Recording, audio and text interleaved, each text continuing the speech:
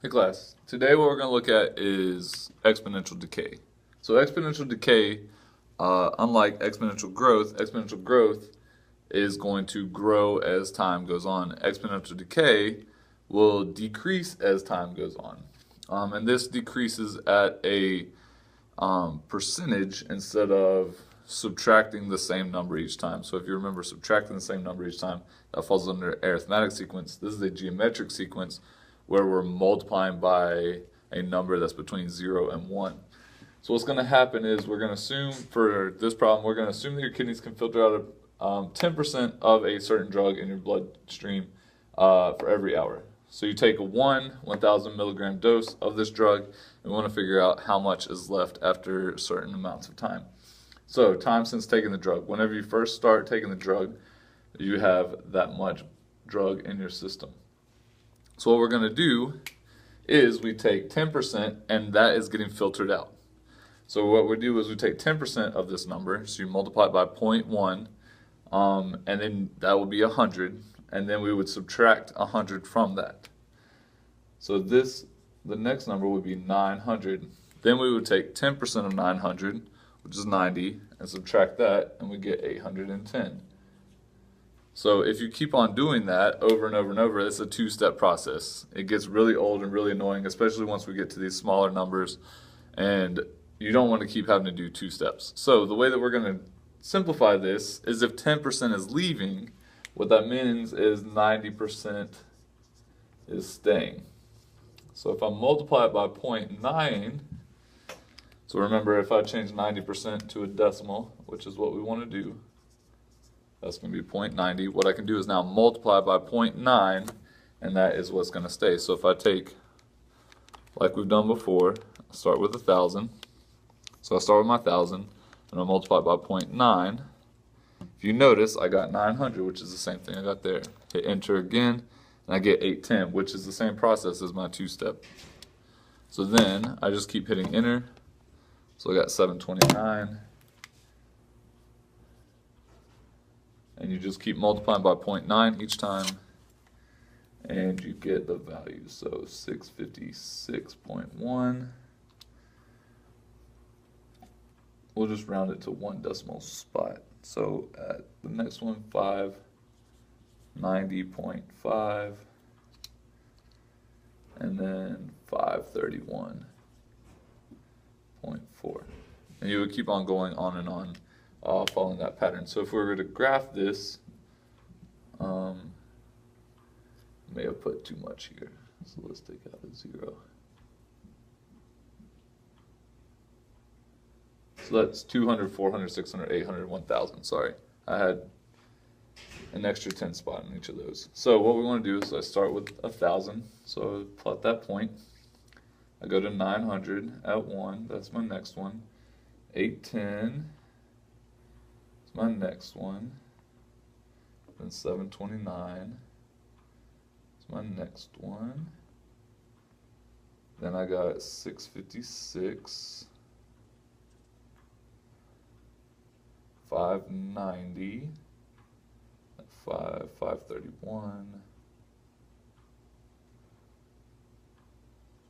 So if you notice, there's kind of a little curve here, and that'll keep on going forever in both directions. But what happens is, this is the reverse J. So if you notice before, whenever we had the growth, it would start down here and go up. Now we're going to start up at the top, and it's going to go down. So that's what exponential decay is going to look like on your graph. Okay, so now what we want to do is write the equation that goes along with this. Our equations are going to look just like our normal equations. So a times r raised to the x power. So if I want to write an explicit equation, that's my y equals equation. I'm going to start with my starting point, a, which was 1,000, because that was how much drugs were in our system to start with. And to make it easy, we take that one-step multiplication, which was 0.9. So we multiplied it by 0.9. So that's going to be our r. So we'll put in 0.9 or 0.90, however you want to represent it, raised to the x power. So that would be my equation for that exponential decay. So whenever you have exponential decay, this number in between my parentheses is going to be between 0 and 1. So now we can use our equation that we found here to answer this question. So how many milligrams of the drug are left in your system after 1 day? So remember, our time is measured in hours. So if I measured in hours and I got 1 day, that's going to be the same as 24 hours. So that's one minor step that we have to do. And now I'm just going to use my equation. X is the number of hours. So Y equals 1,000 times 0.9 raised to the 24. So we put all of that into my calculator. Otherwise, if I did the same thing I did with the table and multiplied by 0.9, I'd have to do that 24 times, and that would get really old really fast. So we do not want to do that. All right, and so then whenever you put all of that into your calculator, you get 79.8. So 79.8 milligrams are left after 24 hours. One thing you'll notice about these exponential decays is they get really, really close to a number.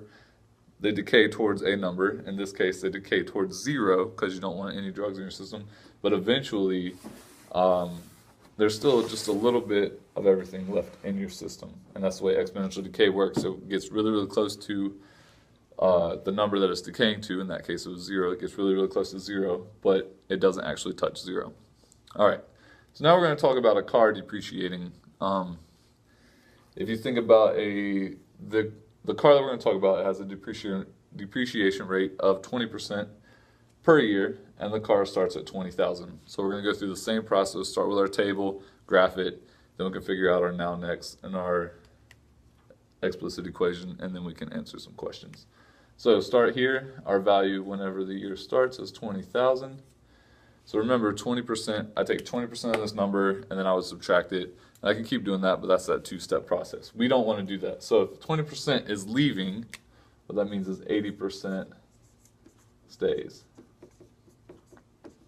So I want to figure out how much of the value is left. So I take my 20,000, go ahead and hit enter, and then I say times 0.80. So times 0.80, hit enter. And so I get 16,000. And then remember, I can just keep hitting enter. So my next one is 12,800. I just keep hitting enter. 10,240. 8192.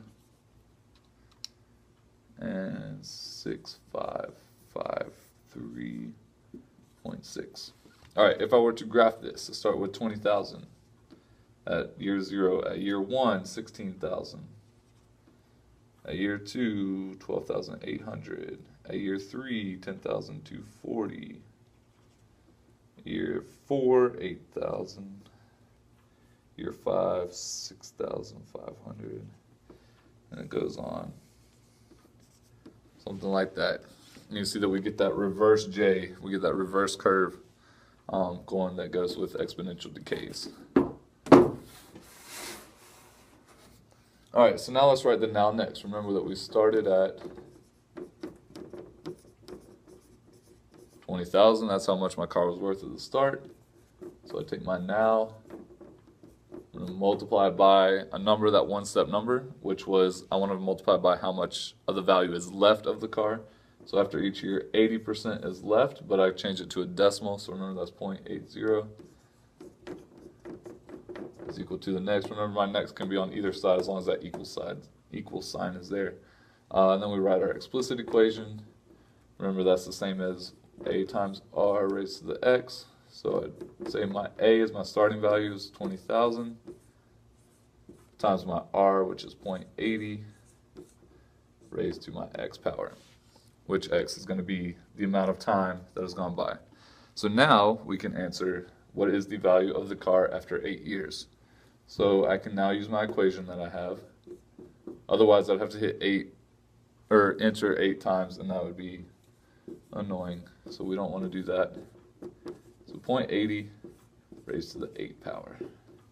So we put all that in our calculator, times 0.8 raised to the 8th power, and you get 3,400 $355.44. And that's how you find the equation and all that stuff for exponential decay.